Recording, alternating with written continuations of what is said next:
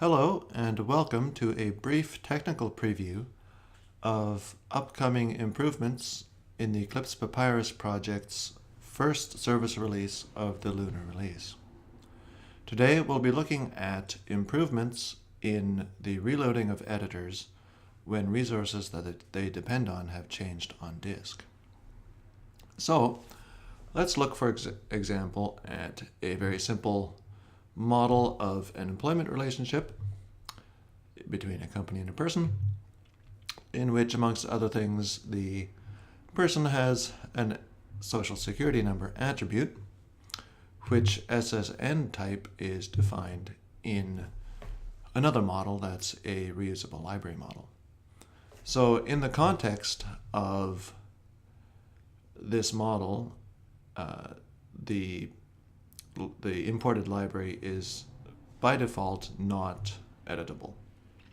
We can override that and make changes in this context, but often we do like to edit models in their own editors. So each editor has its own selection, has its own Model Explorer content, its own outline, and property sheet, and so on.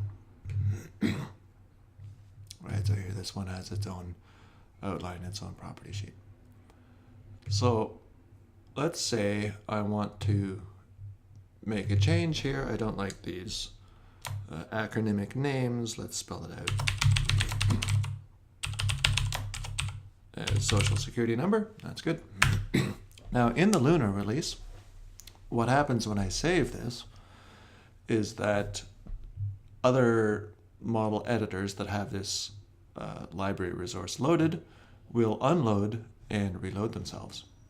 And that has a number of undesirable consequences, chief among them being the reorganization of the perspective layout as an editor closes and reopens again somewhere else. And often accompanying that is an abrupt change in the focus of what you're doing, because, for example, if this model editor here closes and reopens, when it opens up again, it becomes active, and so you're switching context. So let's go ahead and save this and see what happens. Apparently nothing. So I'm still here editing the social security number data type in the library models editor, and my perspective layout hasn't changed. This editor over here hasn't moved, done anything funny. But when I go over and look here, I see it has refreshed itself from the new state of that library resource on disk. It shows the new name of that data type. And things are still working the same. You'll notice that these views have reset themselves. So the Model Explorer shows up closed with all the models collapsed again. The outline views reset back to the default presentation of this graphical viewer, and so on. But all the diagrams that were open are still open in their tabs. So let's look then at another scenario. So sometimes when we are working on more than one model at a time, we do like to be able to see more than one model in context at the same time. So we'll drag out an editor and make another editor group and go from there. So in this case, let's say I just go, let's say I go back here and change this back to what it was before. So now, when I would save this in the